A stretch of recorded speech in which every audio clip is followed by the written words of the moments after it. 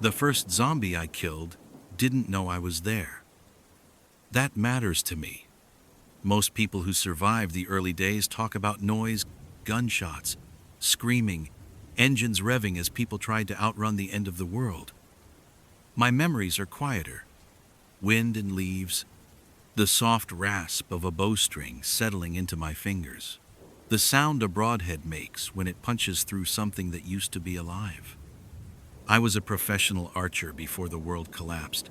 Competitive circuits, private security contracts, exhibitions for rich idiots who wanted to believe a bow made them primal again.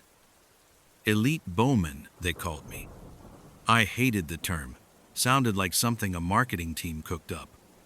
But I earned it years of training, thousands of shots a week, muscle memory carved deeper than fear. When the dead started walking, everyone else had to learn new rules. I didn't. The outbreak reached my city on a Wednesday. By Friday, emergency broadcasts had collapsed into static and pre-recorded apologies. By Sunday, the streets were full of things that moved wrong. I stayed in my apartment for 3 days, rationing water, watching smoke curl up from the suburbs like the city itself was burning incense for the dead. On the 4th night, my building started screaming. Not metaphorically, literally screaming. Someone had opened the stairwell door. I packed light, recurve bow, 60-pound draw simple, durable, no cams to fail, 2 quivers, field points for practice, broadheads for killing, a hatchet, rope, backpack. I left everything else behind, including the medals on my wall. They didn't mean anything anymore. The city was already rotting when I slipped into the streets. That first zombie was wedged halfway out of a crashed sedan, torso bent through a shattered window like it had tried to crawl back into the womb of the car. Its jaw worked uselessly, teeth clacking. I watched it for a full minute, breathing slow, letting my pulse settle. Distance, 23 meters. Wind, negligible. Angle, slight downward. I loosed. The arrow entered just under the left eye and exited the back of the skull in a spray of dark fluid and bone. The body went slack immediately. No theatrics, no noise. That's when I understood something important. This world would belong to people who didn't panic. I moved west for weeks, avoiding highways, sleeping on rooftops and in empty attics. I scavenged arrows where I could, but mostly I reclaimed my shots. Zombies don't complain when you pull carbon shafts out of their heads. The dead were thick in urban zones, thinner in the industrial outskirts. I learned their patterns fast drawn to sound, dumb as livestock, dangerous only when numbers closed the distance. I never let them. Hunting with a bow forces discipline. You don't spray and pray. Every shot is a decision. Every miss is a debt you might not survive long enough to repay. By the time I reached the rural edge of the state, I was no longer just surviving. I was adapting.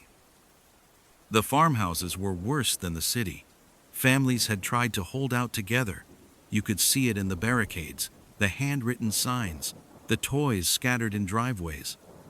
I learned to stop looking too closely at personal items.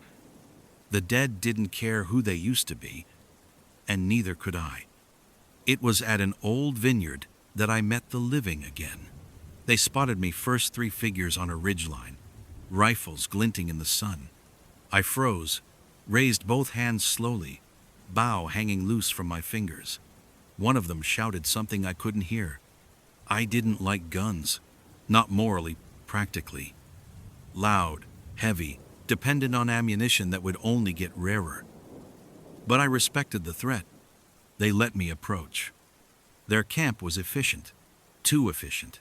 Elevated ground, clear fields of fire, trip lines with hanging metal scraps. Survivors who planned didn't live long unless they were willing to do ugly things. I saw it in their eyes before they ever said a word. They asked what I could offer. I unstrung my bow, laid it across my palms, and told them the truth. I can kill without noise. I don't miss, and I don't need anything you can't replace. They tested me. They always do. A zombie had wandered into the lower vineyard rows sometime that morning. The leader, a woman with sunburned skin and a voice like gravel, pointed at it and told me to take the shot from where I stood. Distance, 60 meters. Wind, cross breeze from the valley. Elevation, uphill. I breathed, drew, released. The arrow arced once, graceful and precise, and vanished into the thing's skull. It dropped without a sound. No cheers, no applause. They let me stay. For a while, life with others is complicated. Food becomes politics, sleep becomes vulnerability. People watch each other more closely than they watch the dead. I helped them clear the surrounding land, taught them how to move quietly, how to avoid waste. In return, they fed me, let me rest, gave me access to tools. But they had rules. They wanted raids. Armed, runs into nearby towns to strip supplies from anyone weaker than them. Better us than them, the leader said once, like she was quoting scripture. I didn't argue. I just left. That night, I packed my gear and slipped away without a word. I've learned something else since the end of the world. Groups don't fall apart because of zombies. They fall apart because of what people decide is acceptable once the rules are gone. I traveled north after that, toward the mountains. Fewer people, fewer dead, harder living, but cleaner lines. That's where I started modifying my arrows. Bone tips from antlers, fire-hardened shafts, barbed heads designed to stay lodged, to turn every hit into a kill even if placement wasn't perfect. I stopped thinking like a competitor and started thinking like a predator. Weeks turned into months. Seasons shifted. The dead decayed, slowed, but never stopped. And somewhere along the way, I realized something unsettling. I wasn't just surviving this world. I was perfectly built for it. The bow didn't betray me. My body didn't hesitate. Each kill came easier than the last. Cleaner, calmer. When I finally reached the mountain pass and saw the smoke rising from the valley beyond, too organized to be accidental, too steady to be hope, I knew my quiet life was ending. Whatever waited down there wasn't mindless. And for the first time since the dead rose, I smiled. The valley looked peaceful from above. That should have been my first warning.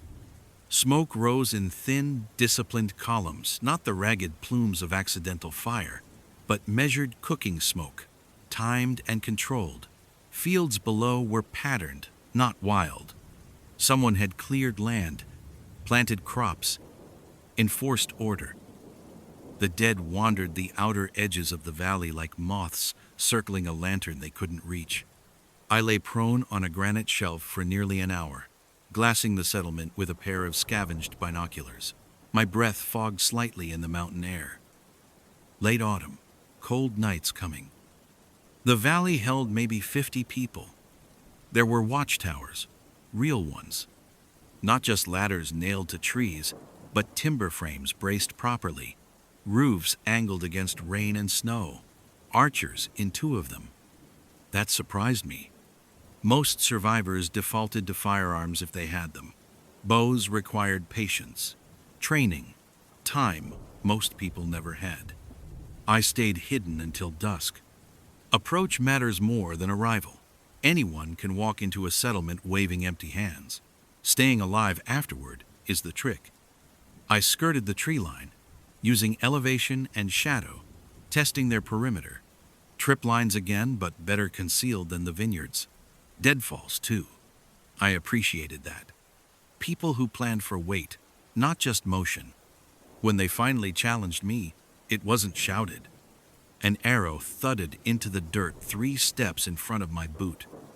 I stopped instantly. "Don't move," a voice called, calm and level. Hands away from your weapons. I complied slowly, letting my bow hang slack, quiver visible. A second arrow joined the first, closer this time. A warning, not a threat. They emerged from cover in pairs. Smart, cross coverage. One rifle, one bow per pair.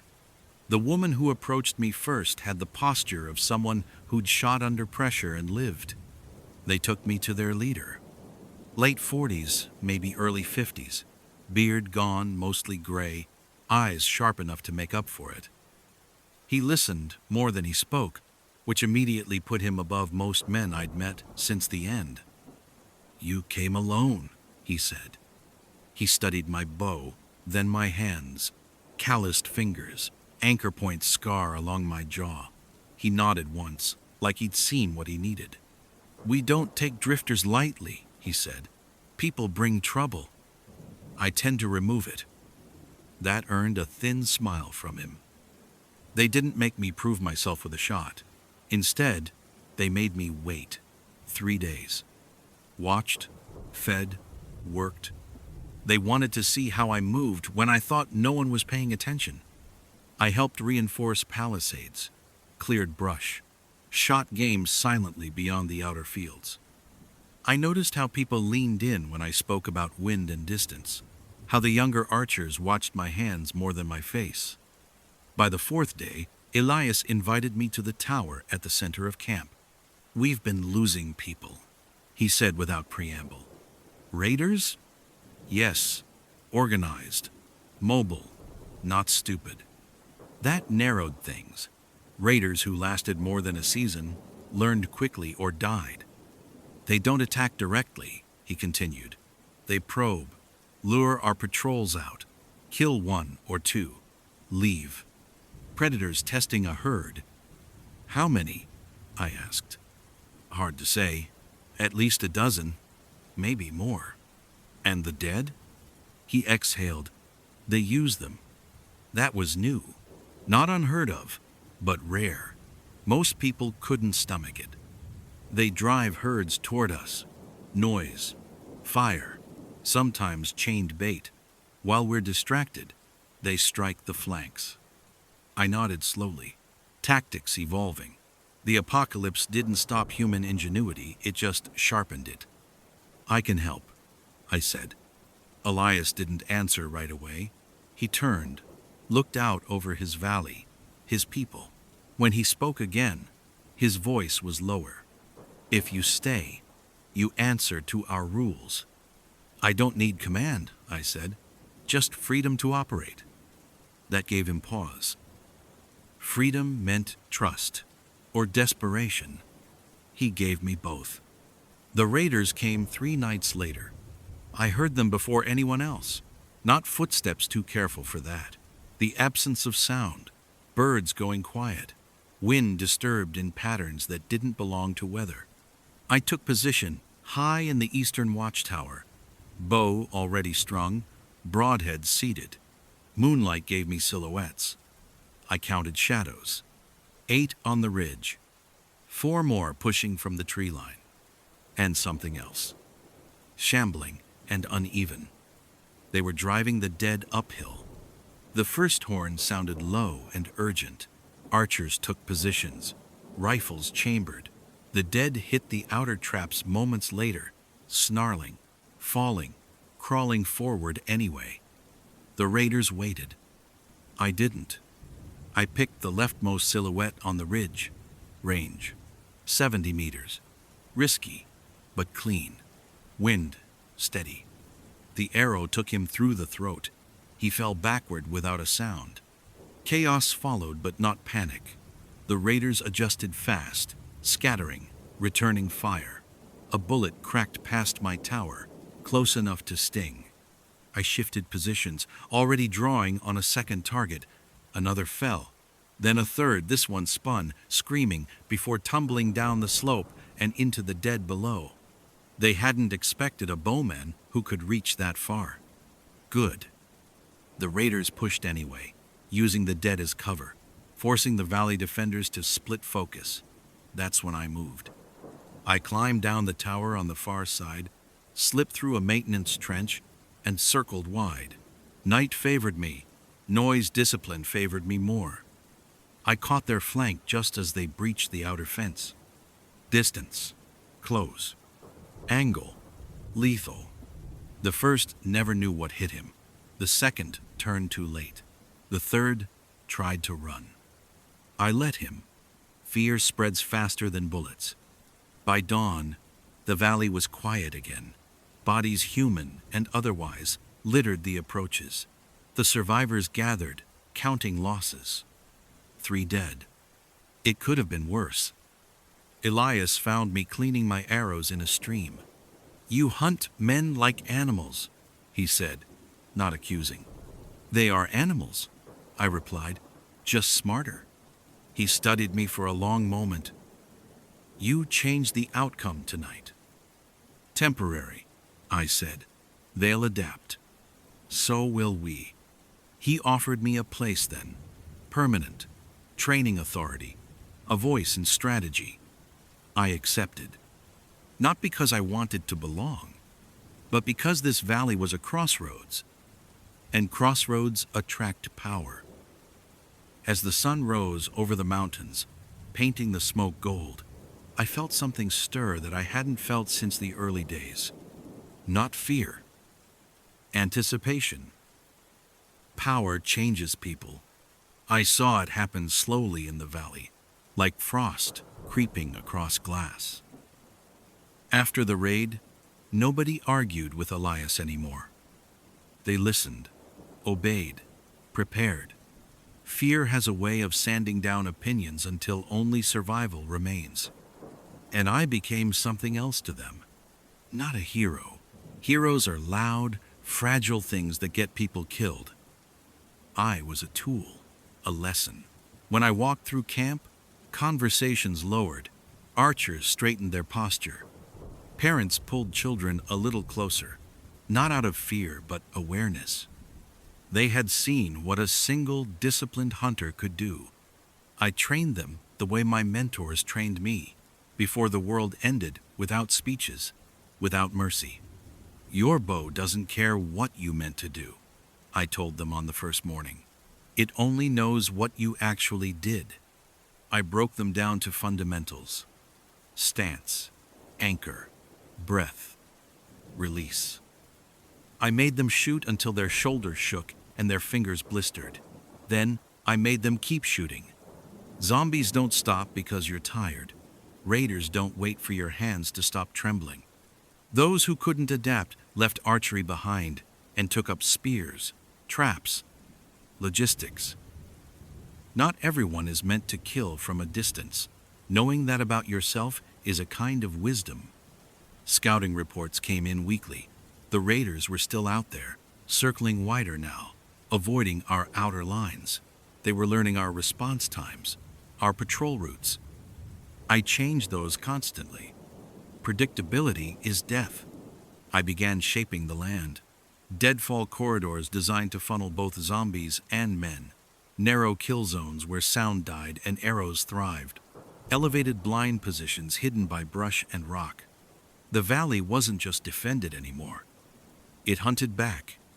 Elias watched all of this without interference. He understood something. Rare control isn't about micromanagement. It's about choosing the right weapon and trusting it to do its job. But weapons wear down. So do people. I started sleeping less. Night patrols, perimeter checks, long hunts beyond the valley. Alone, usually. I told myself it was efficiency. Truth was, I felt more myself out there, moving quietly through ruined landscapes. Bow in hand, the world simplified to distance and intent. That's when I met Mara. She tracked me before I tracked her. That alone earned my respect. I noticed the absence first, no birds scattering, no crunch of leaves that didn't belong to me, just a subtle pressure at my back, the way prey sometimes senses a predator it can't see. I stopped abruptly. She stepped out of cover with her hands visible, bow slung across her back in a style I hadn't seen in years. Traditional. Old school. You walk like someone who doesn't expect company, she said. And you stalk like someone who expects trouble, I replied. We regarded each other carefully. Her eyes flicked to my arrows, then my hands, calculating, same as me. She was from the Northern Highlands, solo survivor for 2 years, bow hunter before the outbreak. Not competitive, but lethal in a different way. Trapper's instincts. Patience measured in days, not seconds. We hunted together that night. Didn't plan it, just happened. Our styles clashed at first, mine precise and surgical, hers fluid and adaptive. But by the end, we moved in rhythm, overlapping fields of fire, covering blind spots without speaking. It felt dangerous. Connection always is. Mara stayed in the valley, not officially. She didn't like walls, said they made people forget how to listen to the land. But she trained with us, shared intel, disappeared for weeks at a time, and returned with information that saved lives. She warned us first about the coalition. The raiders were no longer just raiders. They'd merged. 5 groups unified under someone calling himself the Marshal. Former military, maybe.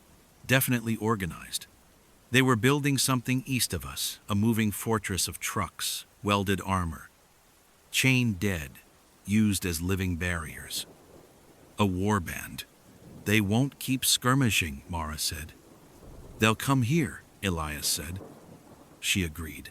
And they'll burn everything. The valley prepared. I designed layered defenses, retreat lines, fallbacks, scorched corridors. I taught the archers to shoot in volleys when necessary, to switch targets without verbal commands. We practiced evacuation drills, supply caching. But deep down, I knew. Defense alone wouldn't be enough. The Marshal wouldn't stop until the valley was broken or bent. So I proposed something worse. We'd take the fight to him, I said. The council, yes. We had one now argued for hours. Risk, exposure, casualties. Elias listened. How? He finally asked. I pointed east. Decapitation. You remove the head, the body collapses. Raiders follow strength, not ideology. Silence followed. Mara smiled faintly. The plan was simple in theory. Never is in practice. A small team, 4 people, quiet, insertion, night approach. I'd handle overwatch and elimination. Mara would scout and guide. 2 others, logistics and demolition. No guns, unless everything went wrong. Everything always goes wrong. We left at dawn 3 days later. The warband camp was worse than we imagined. Hundreds of the dead chained together, herded like livestock. Vehicles arranged in concentric rings. Watchfires. Patrols rotating on schedules. Professional. I felt a familiar tightening in my chest. Not fear. Focus. We waited until the 3rd watch. Wind shifted in our favor. Smoke drifted east. The dead moaned constantly, masking subtle sounds. I climbed a rusted crane overlooking the camp, secured myself, and settled in. Distance, angle, priority. I didn't shoot the guards first. I shot the signalman, then the second in command, then the man reaching for a flare. Confusion bloomed like rot. Mara moved below, silent as falling ash. The others planted charges on fuel stores. I drew on a figure stepping into firelight. The Marshal. Broad-shouldered, armored, confident. My arrow took him just under the clavicle, punching through lung and spine. He staggered, tried to shout, and collapsed into the dirt. The explosion came seconds later. Fire consumed the camp. Chains snapped. The dead surged free, turning on everything that moved. We escaped into the chaos. By dawn, the warband was gone. But victory has consequences. As we watched smoke rise behind us, Mara looked at me differently. "You're not just surviving anymore," she said. "You're shaping the world." I didn't answer, because I was starting to realize something darker. I liked it. The valley celebrated. That was the first mistake. I watched from the edge of the firelight as people laughed real laughter, sharp and unguarded. They drank fermented cider, passed around roasted meat, told stories that already exaggerated the night's events. Children stayed up past curfew. Someone played a battered guitar with only 4 working strings. Hope is intoxicating. Hope makes people careless. Mara sat beside me, knees pulled to her chest, eyes scanning the darkness beyond the glow. She wasn't celebrating either. "They'll think it's over," she said quietly. "It isn't." "No," she agreed. "It never is." The destruction of the warband sent ripples outward. We'd removed a predator but also destabilized the food chain. Smaller raider groups scattered. Some dissolved. Others grew desperate. Refugees began appearing at our perimeter days later, hungry, wounded, terrified. Elias wanted to help them. I understood the instinct. I even respected it. But every new mouth was a liability. Every stranger carried risk. We compromised, screening, quarantine, limited intake. Still, the valley grew. And with growth came noise. Zombies that had wandered aimlessly for months began drifting toward us in greater numbers. Sound carries farther than people realize, especially when the world is otherwise dead quiet. I took longer patrols, slept less, shot more. The bowstring started to bite into my fingers in ways it never had before. Tiny tremors in my release, imperceptible to most, but not to me. Fatigue isn't dramatic, it's cumulative. Mara noticed. "You're burning yourself out," she said one night as we checked traps along the northern ridge. "I'm fine." She stopped walking, turned to face me. "You're lying." I didn't answer. She stepped closer. "You think if you slow down, everything falls apart. That's because it will." She studied me for a long moment, then nodded, then let me carry some of it. Trust is harder than killing. We began rotating patrols, training others to take over sections I'd monopolized. It felt wrong at first, like loosening my grip on a ledge over a long fall. But the valley didn't collapse. Something else did. The dead changed. Rot slows muscle, but it doesn't stop coordination entirely. We started seeing clusters, zombies moving together, not in herds driven by noise, but in loose formations, drawn by something else. Pressure. Too many dead packed into too small an area. They followed paths of least resistance, fences, gates, walls. They tested us the way raiders had. I started experimenting again. Weighted arrows to punch through multiple skulls, blunt heads to break knees, and slow advances. Fire arrows, dangerous, risky, but sometimes necessary. Then the winter came early. Snow changed everything. Sound dampened. Tracks lingered. Bows behaved differently in the cold strings, stiffened. Fingers numbed. Zombies slowed, but so did we. That's when the breach happened. Northern Palisade. Midnight. A mass push. Hundreds of bodies, driven by accumulated pressure and the scent of warmth.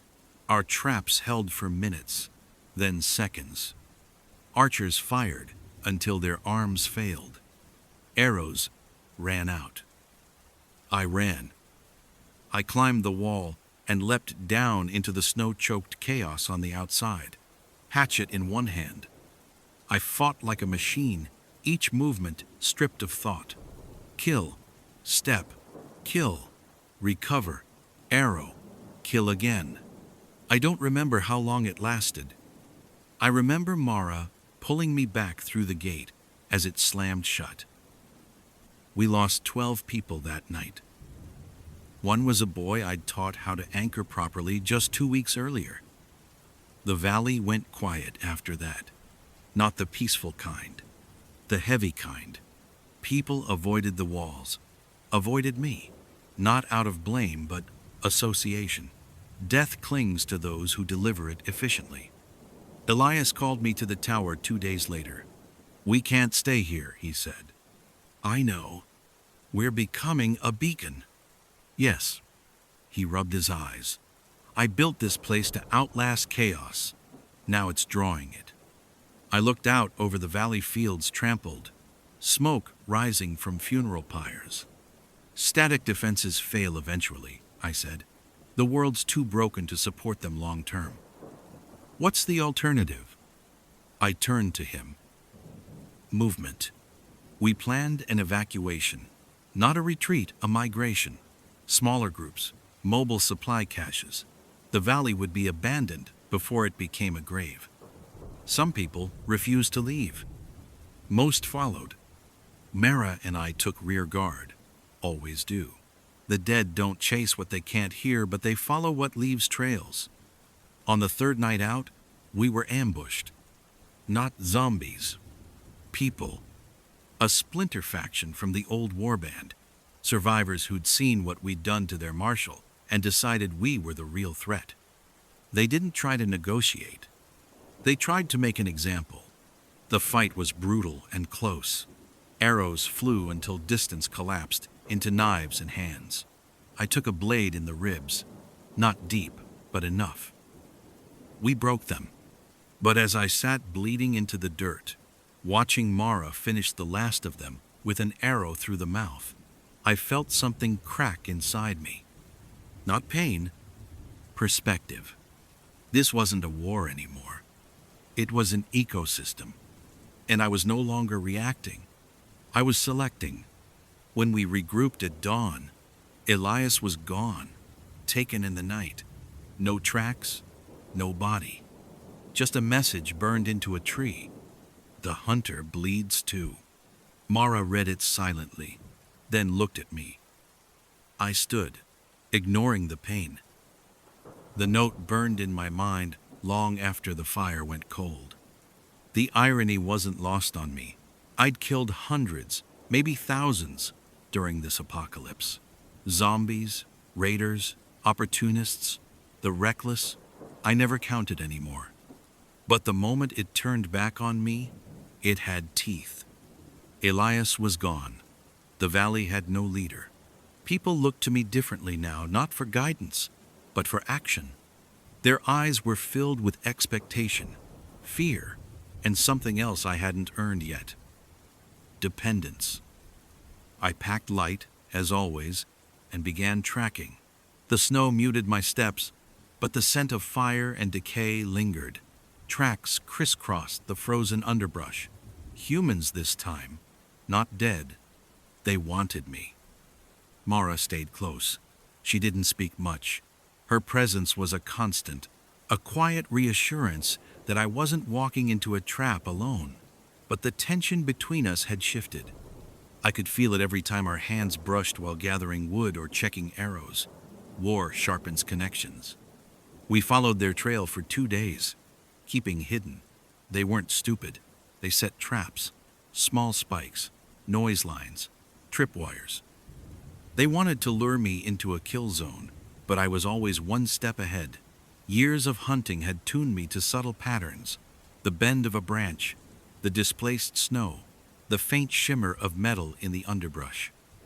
We found the first of them in a clearing, a sentry alone, posturing, watching the far tree line. I drew back an arrow silently, wind at my back, breathing controlled. The shot was clean, a whisper of pain, a soft thud. Mara nodded, impressed despite herself. "Good," she murmured. I didn't answer. We pressed on, deeper into the woods.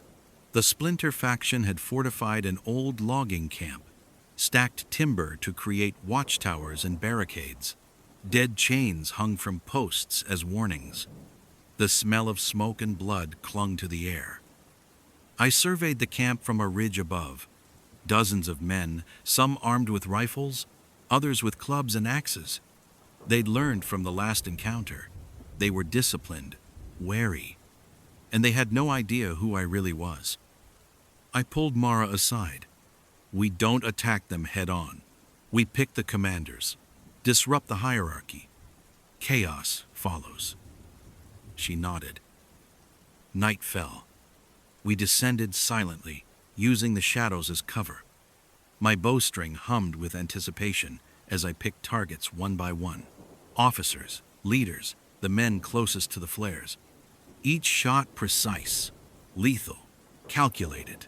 The camp erupted in panic shouts, running feet, the clamor of weapons striking wood and metal. I let them stumble into the traps Mara and I had set. Tripwires, spikes, false barricades that funneled them into deadfalls. They fell like dominoes, one after another. But the leader, the one I assumed was their marshal-in-waiting, remained. He came for me personally, charging through chaos, screaming. Distance, 30 meters. Wind, slight cross. He ran fast, screaming, reckless. The shot found him under the jaw.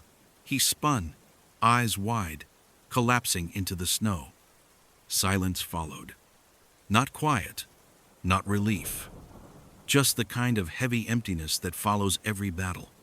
Mara emerged from the shadows, brushing snow from her cloak. "You did it," she said softly. I didn't answer. I only looked at the horizon. Because even as the last threat fell, I knew the valley was no longer safe. Word would travel. Stories would spread. The hunter had revealed himself. We returned to the valley at first light. The survivors greeted us with awe and fear. Elias still hadn't returned.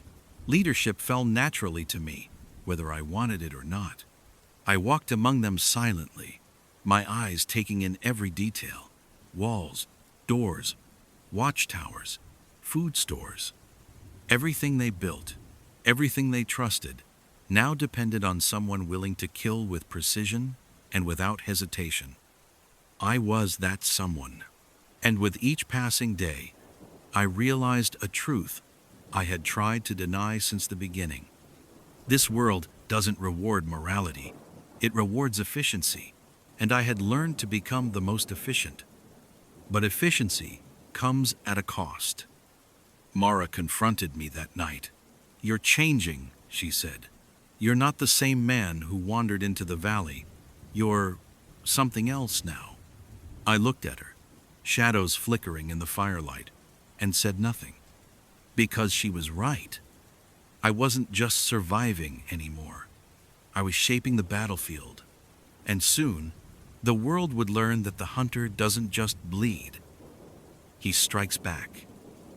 Winter clung to the valley longer than usual. Snow lay heavy on rooftops, weighing down palisades. Streams froze solid. The cold slowed the dead, but it didn't stop them. Neither did it slow the living who sought our destruction.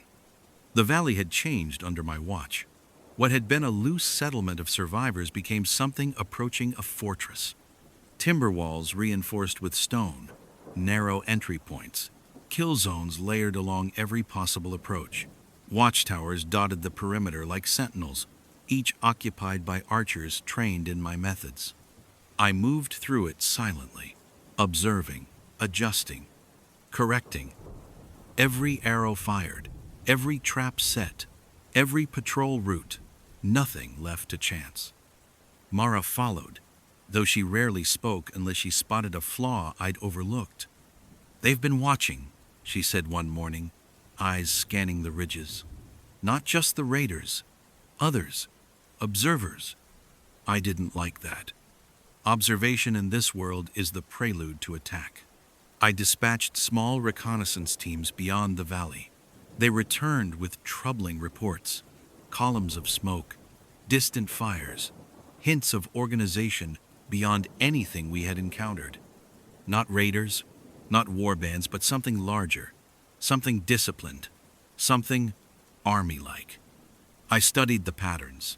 They moved along old roads, avoided direct confrontation, but they weren't running from the valley. They were circling, probing, testing. Preparation became obsession. I doubled training, drilled the archers until their arms burned and their fingers bled, introduced new weapons, fire arrows, weighted shafts, steel-tipped broadheads capable of piercing armor. And I hunted, always hunted. Every day I took to the outer ridges, tracking not only the dead but the living who would challenge us. I killed quietly, efficiently, methodically. Mara sometimes accompanied me. Sometimes she watched from a distance. Her presence reminded me that what I was doing was no longer just survival. It was shaping the world according to my rules. The first confrontation with the new threat came unexpectedly. A patrol spotted a column of figures moving through the trees beyond the northern ridge. Not raiders, soldiers, or what remained of soldiers, armed and uniformed in patched gear, coordinated, disciplined. They had dogs. The dead followed them in waves. We prepared traps, fortified positions, and set ambushes. I led a small team of archers along a ridge overlooking the road. Distance, 70 meters. Wind steady, clear shot. The first arrow struck a dog in the chest. Its howl rang out, triggering chaos below. A soldier turned toward the ridge and went down with another shaft through his shoulder. The rest scrambled, but the combination of traps, terrain, and precision fire tore through them like a blade through silk. By nightfall, the ridge was littered with bodies. The survivors, exhausted but alive, gathered at the valley. I counted my team carefully. Nobody missing, but the victory was hollow. Mara crouched beside me, her breath visible in the cold night. "They won't stop," she said softly. "This is just the beginning." "I know," I replied, scanning the horizon, "and we'll be ready." Over the next weeks, we fortified further. Barricades expanded, overlapping fields of fire became second nature to the archers, and I trained a select few in stealth and precision elimination, forming a silent strike force. But there was something changing in me, something Mara noticed before anyone else. I no longer felt the weight of killing. I felt only clarity, efficiency, control. She warned me once, standing atop a tower while I adjusted an arrow's nock. "You're not just shaping the battlefield anymore. You're shaping yourself, and not in a way that leaves room for anyone else." I didn't answer, because she was right. And when the new threat returned, I realized that control alone would not be enough. It came in the dead of night, silent at first. Then the crack of branches, the shuffle of boots, the soft moan of zombies moved toward the walls. The enemy had learned from the last encounter. They advanced cautiously, in coordinated waves, using the dead as shields. The valley erupted in defense. Arrows flew in synchronized volleys. Fire arrows rained down on the approaching corpses. The air smelled of smoke, iron, and frostbite. I moved along the parapets, picking targets with surgical precision. Officers, commanders, anyone directing the attack fell beneath my arrows. Mara covered the flanks, cutting off anyone who tried to circle our positions. Hours passed. Dawn revealed a battlefield of snow, blood, and fire. The enemy was shattered but not gone. And I knew this. The next encounter would be larger, more organized, and they would come not only for the valley, but for me. I stood atop the central tower, surveying the destruction. Survivors moved silently among the fallen, tending the wounded, clearing debris, rebuilding. Mara approached, placing a hand on my shoulder. "They'll be back," she said. "I'll be ready," I replied. But deep down, I understood that readiness was no longer enough. In a world like this, you don't just survive, you dominate or you die. And I had no intention of dying. Winter had hardened the valley into something formidable. The walls were thick with timber and stone, barricades layered with traps, the watchtowers manned day and night, yet nothing can withstand vigilance forever. The siege began at dawn, though we didn't know it at first. A low rumble carried on the wind, a tremor in the snow, distant but unmistakable. Mara and I were the first to sense it, crouched in the northern watchtower. "Too many," she whispered. I counted the shadows moving along the ridges. Not dozens, hundreds. Zombies pushed ahead by living soldiers, advancing in coordinated formations. They moved like a tide, disciplined in their chaos. Our traps slowed them, but only slightly. The valley stirred. Bells rang. Arrows were notched. Defenders ran to their posts, breathing shallow, hearts hammering. I took my position atop the central tower. Broadhead arrows gleamed in the early light, every movement precise, every shot calculated. The first wave hit. I let them funnel into the kill zones. The first arrows tore through the advancing enemy with surgical precision, heads split, shoulders shattered, panic spreading through their ranks. Mara moved along the flanks, silent and deadly, cutting off anyone who tried to flank us. Hours passed. Snow mixed with blood, the stench of decay and fear thick in the cold air. My arms ached, my fingers numb. Yet I did not falter. Every step, every release, every calculated shot was a message. This valley would not fall. But the enemy adapted. They learned our traps, avoided the choke points, moved with frightening coordination. Mara and I regrouped, assessing the battlefield from the parapets. "They're organized like an army," she said. "Then we fight like generals," I replied. We implemented layered defenses. I positioned archers in overlapping fields of fire, rotated units to keep them fresh, and personally targeted commanders to destabilize their coordination. Night fell, bringing a silence that felt heavier than the battle itself. We could hear the enemy regrouping, whispers carried by the wind. Somewhere in the darkness, a flare sparked a signal. "They're calling reinforcements," Mara said. I didn't respond. The siege lasted 3 days. Supplies dwindled. Arrows became precious. Every night, I hunted beyond the walls, thinning the ranks of both the living and the dead pushing toward us. Mara became my shadow, moving with silent grace, removing threats I could not reach from the tower. By the 4th day, the enemy made their final move. They concentrated their forces at the southern wall, attempting a direct breach. I had anticipated this. From the northern ridge, I rained arrows down, picking officers and soldiers with ruthless efficiency. Mara led a counter-flank through the snow, cutting off anyone who tried to bypass our defenses. The dead were pushed into a funnel, trapped and immobilized, turning the siege into slaughter. It was over by dawn. The enemy was shattered. Survivors fled. The dead remained, scattered and broken. The valley stood, bloodied but unbowed. Elias still had not returned.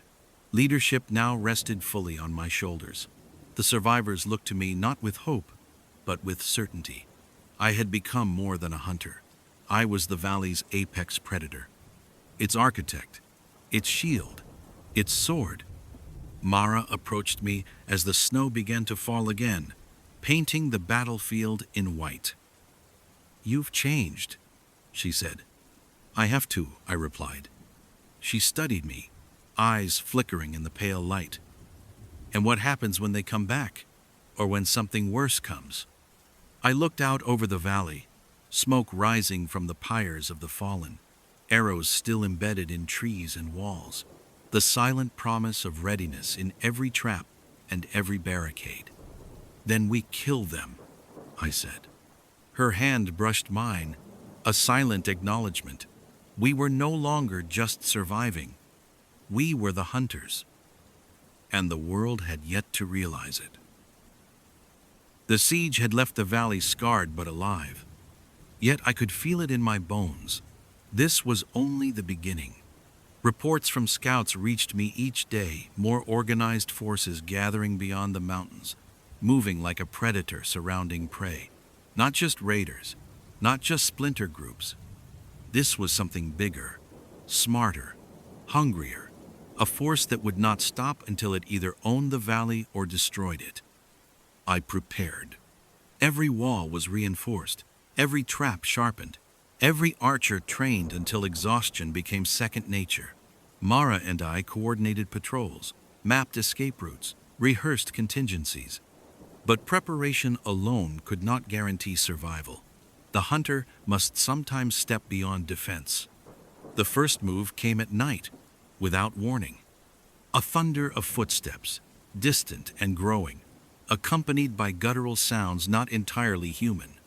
I climbed the central tower, scanning the ridge through night vision stolen from the old world, marking every movement. Hundreds advanced, pushing the dead ahead as living shields. But these were no ordinary soldiers. They moved like predators, silent, coordinated, deadly. I signaled Mara. We struck first. Arrows flew in synchronized volleys. Broadheads tore through skulls, necks, shoulders. Fire arrows ignited traps, sending screams and chaos through the ranks. Mara moved like a phantom, cutting off anyone who tried to flank our positions. But they adapted fast. They shifted formations, coordinated charges toward weak points, and the dead surged forward like a tide. I descended into the fray. The snow became a mixture of ice, blood, and debris. My bow in one hand, hatchet in the other, I became a whirlwind of precision and force, each movement calculated. Mara covered me, her arrows silent whispers of death. Hours passed like minutes. By dawn, the enemy faltered, leadership eliminated, formations collapsed. They retreated, leaving the dead in disarray, the valley still standing. Yet the cost was staggering. Arrows spent, traps damaged, walls breached in sections, survivors exhausted. The weight of command, of killing, pressed down on me harder than ever before. I stood atop the central tower, overlooking the valley. Mara joined me, eyes scanning the horizon. "They'll come back," she said. "I know," I replied. "But we can't keep fighting like this forever." "We don't have to," I said. "We have to end it, not just survive, not just defend. We strike, we eliminate the threat, and then we control the future." She looked at me, a question unspoken. I nocked an arrow, drew, and let it fly a message to anyone watching that the hunter was no longer passive. The next move required leaving the valley. Mara and I prepared a strike force, moving stealthily toward the enemy's base. We traveled under cover of darkness, bypassing patrols, avoiding the dead. Each step was careful, measured, rehearsed. We reached the enemy camp, a fortress of welded metal, barricades, and dead chained as living walls. I counted officers, leaders, and scouts. All of them would fall. I signaled Mara. The attack was swift. Arrows rained down before they could react, cutting the chain of command. Explosives neutralized the vehicles. Fire consumed supply caches. The dead they controlled turned against them, and chaos reigned. By the time the sun rose, the camp was destroyed. Leaders dead. Forces scattered. The threat neutralized. We returned to the valley. Survivors hailed us. But I felt nothing. Victory was not joyous. Victory was survival, and survival had a price. Mara approached me. "You've changed this world," she said quietly. I looked at the valley, my hands bloodied, my bow strung and ready. "I have," I replied. The sun rose, burning through the mist over the mountains. Smoke from the destroyed camp mingled with the valley air. I stood atop the tower, Mara at my side, and finally allowed myself a breath. The hunter had not just survived, He had won. But in the apocalypse, survival and victory are only temporary.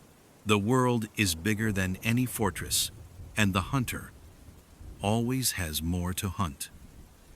Winter had begun to wane, but the valley remained under siege, not by numbers, but by inevitability. Word of the hunter had spread far beyond the mountains. Whispers of the man with the unerring bow reached settlements, raider enclaves, and survivors alike. Some came seeking alliance, others revenge. The final confrontation began before dawn. Mara and I stood on the northern ridge, surveying the approaching threat. Hundreds of figures moved like shadows across the frozen landscape. They weren't just organized, they were fanatical. Every movement precise, every step calculated. These were the culmination of the chaos the world had bred, disciplined, relentless, and aware of my reputation. I knocked my first arrow. The bowstring hummed in the cold air. Mara was beside me, bow ready, eyes never leaving the horizon. "Are you ready?" she asked, voice steady. "I was born ready," I replied, though the truth was quieter than that. Survival had taught me that confidence is the first lie a hunter tells himself. The enemy came closer. We unleashed the first volley. Arrows flew, felling officers and the vanguard before they could respond.